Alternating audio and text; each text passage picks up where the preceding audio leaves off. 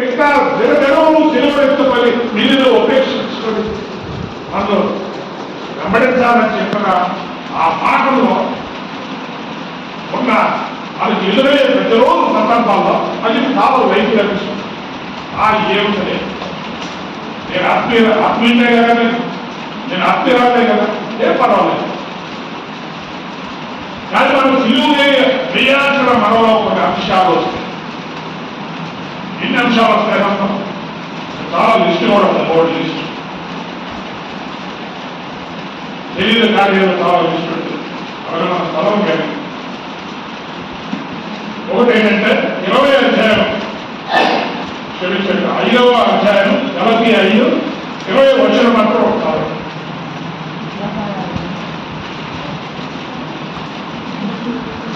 5వ అధ్యాయం 20 వచనం 20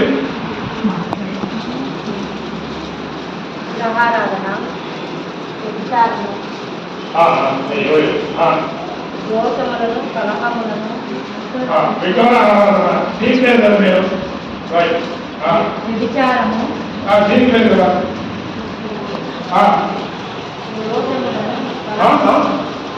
వ్యభిచారము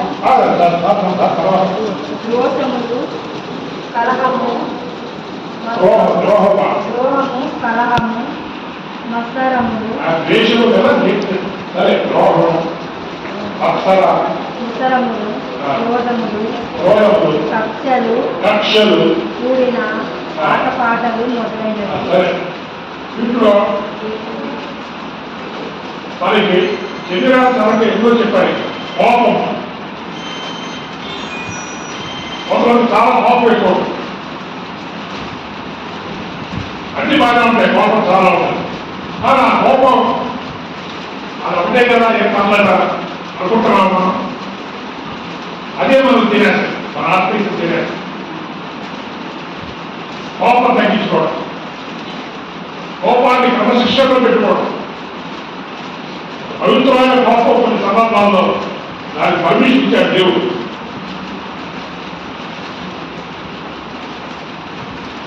కానీ కోపం అనేది నీ జీవితంలో అడుగడుగున ప్రతిరోజు నీకు పోరాటంగా ఉంటే దాని మీద దృష్టి పెట్టాలి, అది జయించవలసిన అవసరం. అలాగే ఇంకోటి ఏమంటే స్ట్రైక్, గొడవలు, విభేదాలు గొడవలు ఇవన్నీ వచ్చినప్పుడట అసూయ, తర్వాత ద్వేషం. కొంతమంది అంటే ద్వేషం, ఆ ద్వేషాలు పోవడం చాలా చాలా కష్టంగా భావిస్తారు. ఇది ఒకటే కదా అని దాని వదులు పర్లేదని ఇది ఒక్కొక్కటి ఏమైనా ఇలా రకరకాలు మన జీవితంలో ఒక్కొక్కటి ఉంటాయి. కానీ ఇవన్నీ ఏం చేయాలంట, క్రీస్తు సమస్యలు ఏం చేయాలంట, సిలువ వేయాలంట. సిలువ వేయాలి. అమ్మ ఇక్కడ వినాలి, ఎప్పుడో కలిస్తే అవసరం లేదు. సిలువే పడాలి.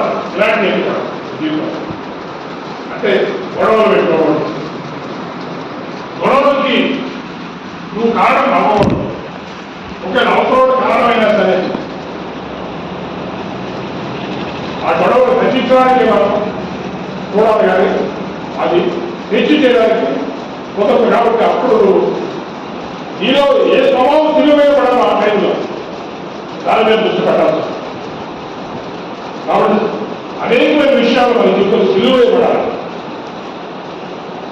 గొడవలు, విభేదాలు, విమర్శన,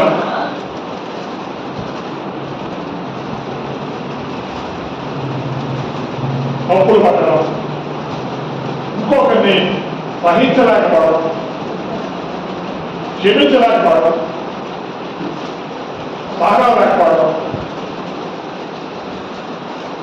వీటన్నిటి విషయాల్లో సిలువ వేయబడిన జీవితం ముందుకు వస్తూ ఉంటుంది. అవతల వారు మన సహనాన్ని పరీక్షిస్తున్నాడు, ఇది చాలా ఎక్కువైపోయాడు. అప్పుడు నీ ప్రతిస్పందన ఎలా ఉంటుంది?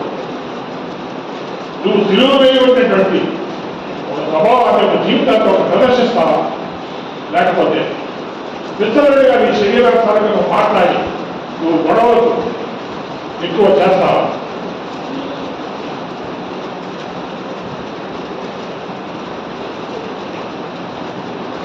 ఇలాగ అనేకమైన విషయాలు. తర్వాత మన ప్రవర్తన ద్వారా బాధ పెట్టడం, మన ప్రవర్తన ద్వారా బాధ పెట్టడం, ఇతరులు మన ప్రవర్తన ద్వారా దేవుని బిడ్డలు మన ప్రవర్తన కాకపోవడం బాధపడకూడదు. అది చాలా జాగ్రత్తగా మనం తీసుకోవాలి.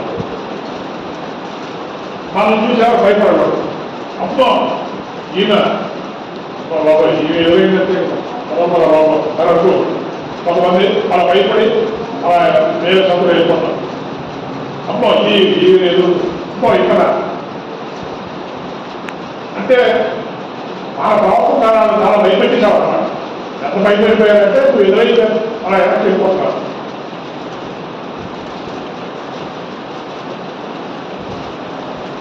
ఇతరులు భయపెట్టే ప్రవర్తన, ఇతరులను బాధపరిచే ప్రవర్తన.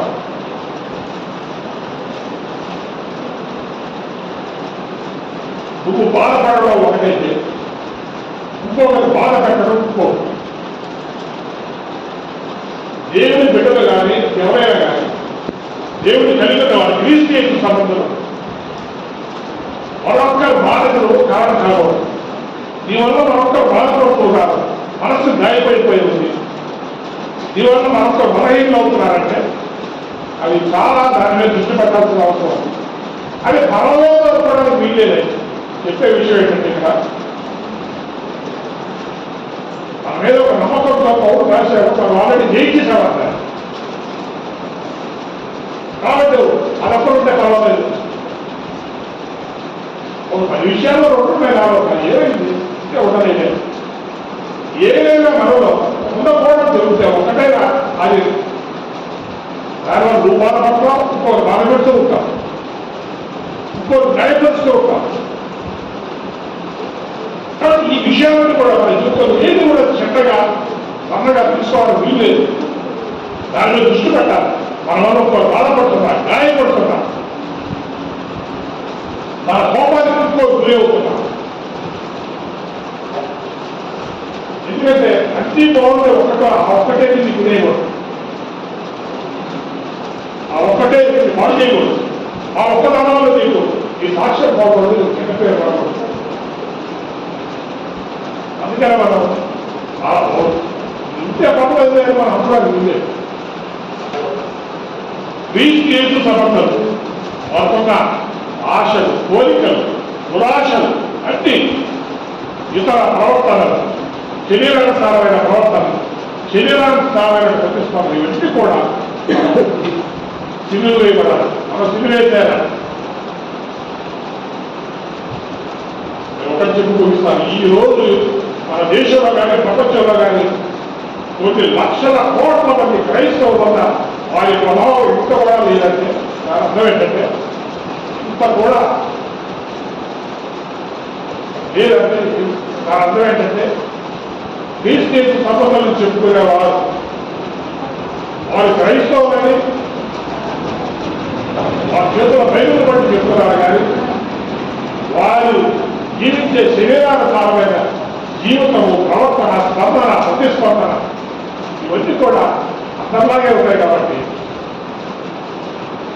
మన ప్రభావం, మన దీపం చిన్న దీపంలాగే ఉంటుంది. అందులో సూర్యులాగా అయిపోతుంది ఆ దీపం. మన దీపము ప్రకాశమానమైన ప్రకాశం అంతగా లేదండి. అందులో నూనె లేదు. నూనె లేపడం వల్ల ఆ దీపం గుడ్డి దీపం రాకుంటే ఆడిపోవాలా వల్ల అన్నట్టు ముగిసిరాస్తాం. చాలా మంది క్రైస్తవ జీవితాలు అలా ఉంటాయి. కాబట్టి వారున్నా వారికి నీకు ఏం తేడా, నాకు ఈ పక్కింటి మర్యాద ఏం తేడా అని అనుకుంటారు. వాడు నాకు నా వెనకాలన్న ఆ సరోవర్ రానున్నాడే ఆయనకి నాకు ఏం తేడా అనుకుంటారు. ఏం తేడా కనపడుతుంది. ఎందుకంటే సందర్భం వస్తే నువ్వు అతనాయి గొడవ పెట్టాలి. విమర్శలు చేస్తావా, నువ్వు అందరిలాగా పేరు పాడు చేస్తావా, నువ్వు అందరిలాగా నీ కోపాలు ప్రదర్శిస్తావా, అన్నీ చేస్తావా. ఇదంతా తిరుగుబడిన జీవితాన్ని సంబంధించిన జీవితం కాదా?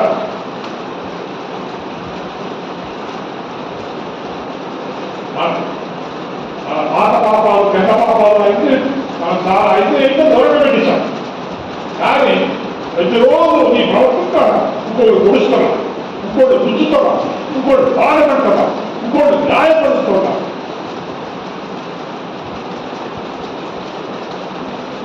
అదైతే నీకు అంత పెద్ద విషయం కాదని దాని మీద ఏ దృష్టి పెట్టవా?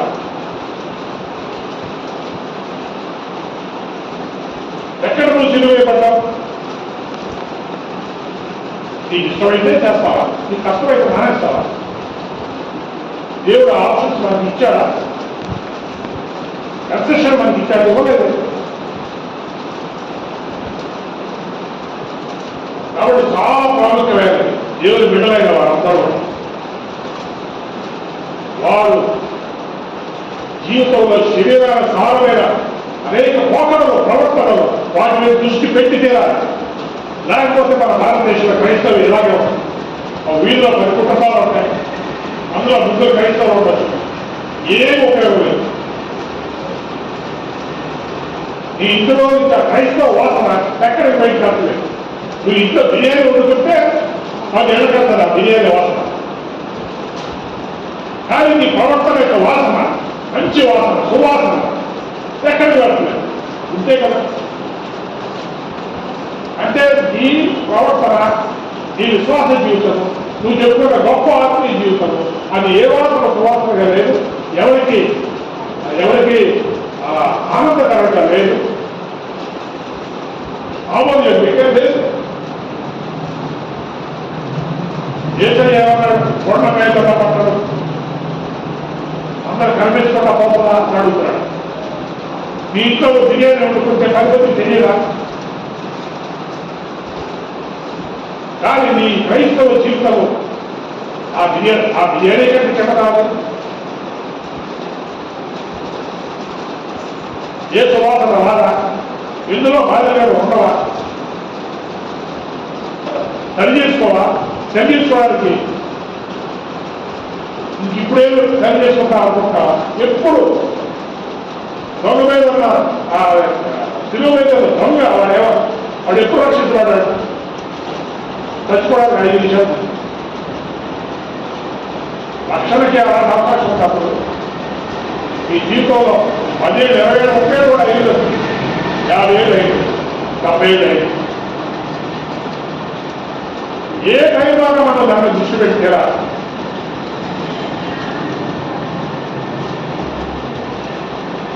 క్రీస్తు సంబంధులు మన యొక్క కోరికలు, శరీర సంబంధమైన పోకడలు, ఇవన్నీ కూడా దురాశలు అన్ని సులువయ్యాలి. పాపమని ఈ ప్రపంచం కొన్ని గుర్తిస్తుంది, వాటి విషయంలో సులువయ్యాలి, ఆ విషయంలో మనం జాగ్రత్త పడతాం. పాపము కానీ మనం కొన్ని అది లోకం అనుకుంటుంది, దాని విషయంలో చాలా ఉదాసీనంగా ఏం కావలేదు అన్నది. అసలు మీ ద్వారా మరొకరికి జీవన ఆశీర్వాదంలో వెళితే సంతోషం, వెళ్ళట్లేదంటే మనం ఆలోచన చేయాలి. ఎక్కడ నా ప్రవర్తన లోపం, ఎక్కడ లేదు, సరిగా లేదు. ఆ జీవితంలో మేము సువాసన ఇస్తున్నామా, దుర్వాసన కలుగుతున్నాం.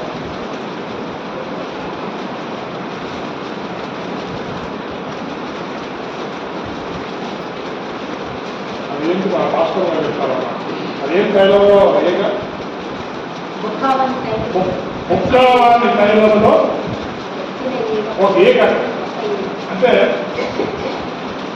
ఈ ఇంట్లో ఒక దూరం ఉంటుంది, ఒక గొప్పలో కావచ్చు, కూడా కావచ్చు.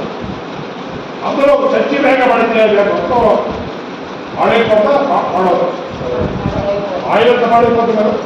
ఒక్క చర్చి మేక, అట్లాంటి చర్చి మేక ఒక్కడ కూడా మనం ఉండకూడదు.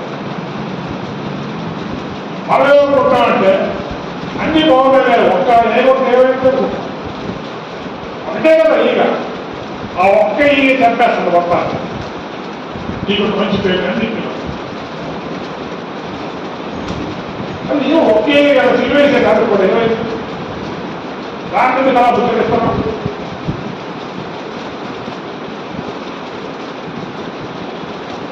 కాబట్టి ఈరోజు వాళ్ళు దేవుడికి మనం సమర్పించుకోతున్నాం. ఇందులో ఒక ప్రముఖమైనటువంటి సందేశం దేవుడు ఇచ్చేది మనము ఉన్నట్టు ఉండకూడదు. మనలో శరీర పోకడానికి పోవాలి, తత్వాలు పోవాలి, శరీరం ప్రవర్తన పోవాలి, నా జీవితం పోవాలి. ఒక్కటుంటే కూడా కుదరదు. ఆ తైలంలో ఒకే చచ్చిపోయినా సరే మొత్తాన్ని వాళ్ళు ఆ ఒక్కటే పర్లేదు అనుకోవచ్చు. ఆ ఒక్కటే నీకు ఒప్పుకోవచ్చు.